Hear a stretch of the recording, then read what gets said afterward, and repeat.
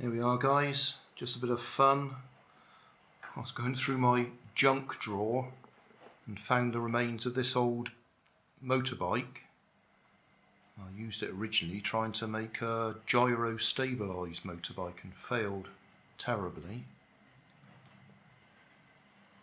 The wheels are off the back of one of my trucks. Motor is out of a slot car, so that's expecting, I don't know, 9 volts, 12 volts or something. Normal, proper propeller, and I'm running it on a 2S LiPo, and that big magnet on there is just weight to hold it on the ground, because otherwise there's not enough grip on the front wheel there. I've had to coat the front wheel with rubber anyway, because the plastic wheel had no grip at all. Still, there we are, just a bit of fun. A propeller driven trike. Hey, thanks for watching. There's plenty of videos on my main channel with more added daily. So don't forget to subscribe and enable the notifications to keep you up to date with my new releases.